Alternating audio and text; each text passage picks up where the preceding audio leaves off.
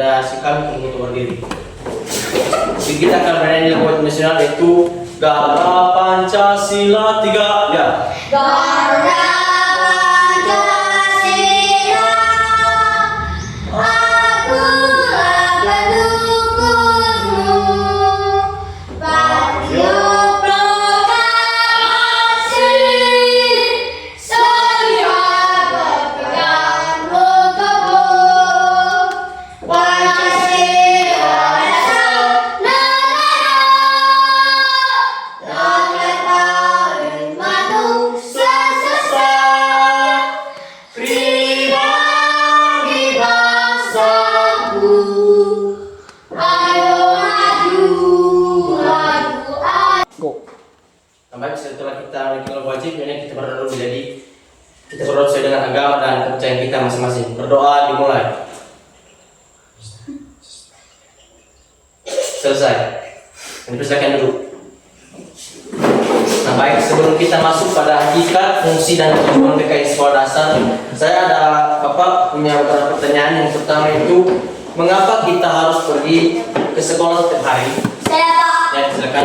kita pergi ke sekolah setiap hari untuk belajar ilmu, melatih disiplin, mengembangkan keterampilan dan bersosialisasi dengan teman serta guru. Baik, terima kasih. Jadi setelah pertanyaan itu, apa manfaat belajar bagi kehidupan kita di masa depan? Saya Pak, Ya, dipersilakan. belajar bermanfaat untuk masa depan karena dapat menambah ilmu dan membantu meraih cita-cita. Baik, terima kasih. Langsung saja kita pada materinya itu pengertian dan hakikat PKN di SD. Itu pengertian PKN yaitu adalah mata pelajaran yang memfokuskan pada pembentukan warga negara yang memahami dan mampu melaksanakan hak-hak kewajiban warga negara di Indonesia yang cerdas, terampil, dan berkarakter. Yang kedua itu hakikat PKN. Yaitu hakikat PKN ini yaitu proses pembentukan untuk membentuk warga negara yang lebih baik lagi. Ini tiga dominan utama itu. Yang pertama pengetahuan, keterampilan, dan karakter ataupun watak. Jadi langsung pada slide ketiga yaitu fungsi. Baik, kita pada slide kedua.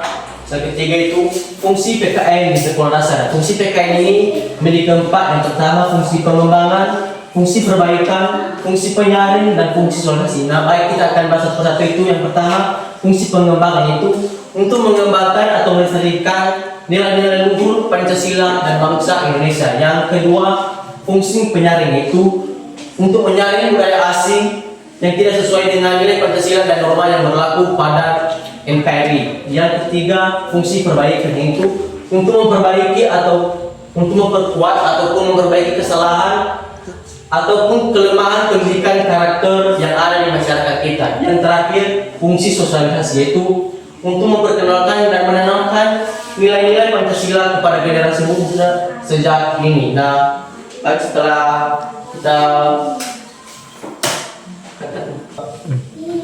kita pada slide keempat yaitu tujuan umum PKN. Di mana tujuan umum PKN ini memiliki 4 tujuan. Yang pertama, berpikir secara kritis, rasional, dan kreatif dalam menanggapi isu kewargaan negaraan.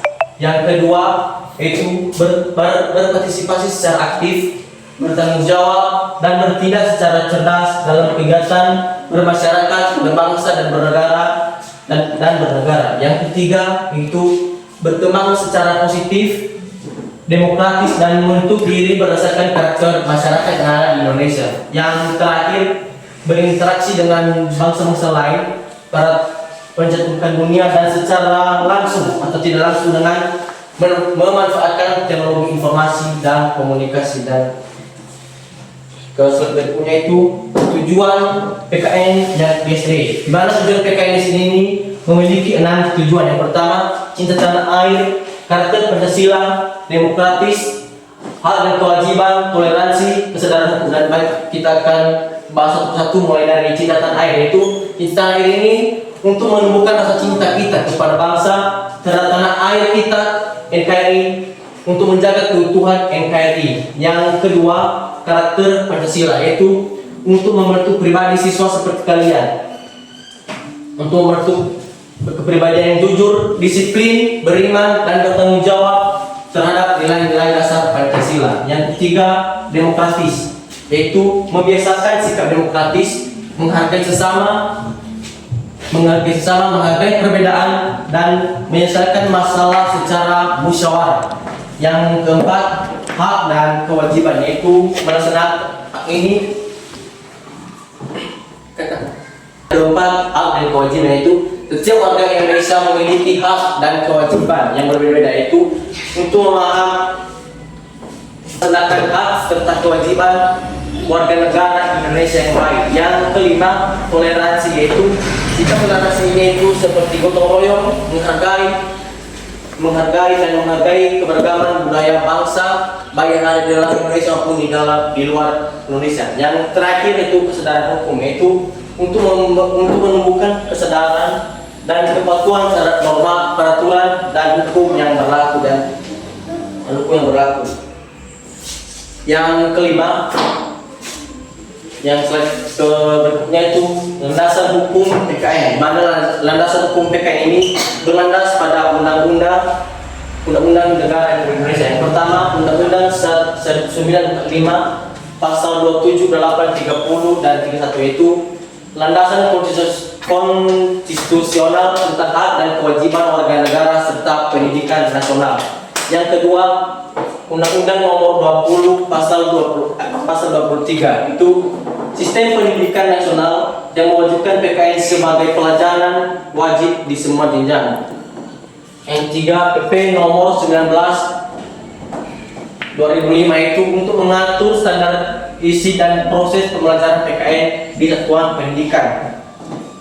Yang terakhir itu Permendikbud atau kurikulum merdeka, itu kebijakan terbaru pengintegrasian PKN menjadi pendidikan Pancasila dan kurikulum merdeka. Yang keenam, ruang lingkup materi PKN. Mana ruang lingkup materi PKN ini memiliki 6. Yang pertama, Pancasila, NKRI, demokrasi, Undang-Undang Dasar 1945, Bhinneka Tunggal Ika, dan hak dan kewajiban. Ruang lingkup materi PKN ini yang pertama Pancasila, yaitu nilai-nilai Pancasila sebagai dasar negara dan pandangan hidup bangsa Yang kedua, NKRI, yaitu kita memiliki kesatuan, bela negara, dan semangat kebangsaan. Yang ketiga, demokrasi, yaitu untuk memiliki musyawarah mufakat ataupun pemilu dan partisipasi warga negara. Yang keempat, Undang-Undang 1945, itu sebagai konstitusi kita sebagai negara dan kewajiban kita sebagai warga negara. Yang kelima, Bhinneka Tunggal Ika, yaitu keberagaman budaya, suku, dan agama, dan toleransi. Di Bhinneka Tunggal Ika ini, sekalipun kita berbeda-beda, tetapi tetap satu. Yang keenam, hak dan kewajiban, yaitu yang terakhir, hak dan kewajiban, itu kita sebagai warga Indonesia wajib memiliki hak dan kewajiban. Yang pertama, memiliki HAM, norma, dan aturan dalam kehidupan bermasyarakat yang ada di negara kita. Yang ketujuh, yaitu pendekatan pembelajaran PKN, di mana pendekatan pembelajaran PKN ini memiliki 4 bagian. Yang pertama, inquiry, kontekstual, nilai dan moral, dan kooperatif. Yang pertama, inquiry, yaitu siswa diarahkan untuk menemukan sendiri jawaban atas permasalahan keluarga negaraan melalui proses berpikir kritis. Yang kedua, kontekstual, yaitu untuk menumbuhkan pendidikan PKN pada kehidupan nyata, baik yang ada di lingkungan sekolah maupun yang ada di lingkungan masyarakat. Yang ketiga, yaitu nilai dan moral, yaitu penanaman nilai-nilai Pancasila melalui pembiasaan, keteladanan, ataupun penguatan karakter. Yang terakhir, kooperatif, yaitu pembelajaran berkelompok yang mendorong kita untuk bergotong royong dan sikap demokratis antara siswa. Coba kita akan lanjut. pada setelah menjelaskan tentang hakikat fungsi dan tujuan PKI di sekolah dasar, apa ada satu pertanyaan itu apa yang dimaksud dengan cinta? Kalian tahu? Ya, silakan. Rasa cinta dan dalam tanah air Indonesia serta menjaga keutuhan negara. Tempat jawaban yang sangat bagus. Jadi itu cinta tanah itu apa yang maksud dengan cinta tanah itu untuk menumbuhkan rasa cinta kita kepada tanah air, untuk menumbuhkan rasa cinta kita kepada NKRI. Ya, setelah baik, apakah ada yang masih tidak dimengerti pada materi hakikat fungsi dan tujuan? Apakah ada yang masih tidak jelas dari materi hakikat fungsi dan tujuan PKI di sekolah dasar? Saya Pak, Ya, silakan. apa itu arti demokratis? Ya, nah baik, demokratis itu sikap tidak membedakan teman, menghargai perbedaan satu dengan yang lain. Apakah dimengerti? Mengerti. Nah, baik.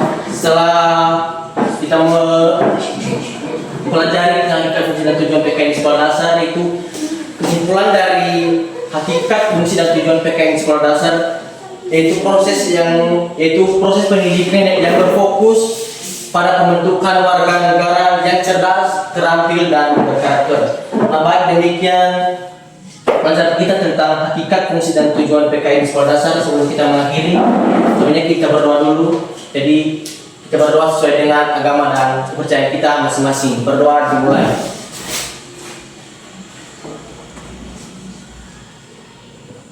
Berdoa selesai. Nah, baik, demikian pelajaran kita dan saya sapa kita semua selamat pagi. Selamat pagi.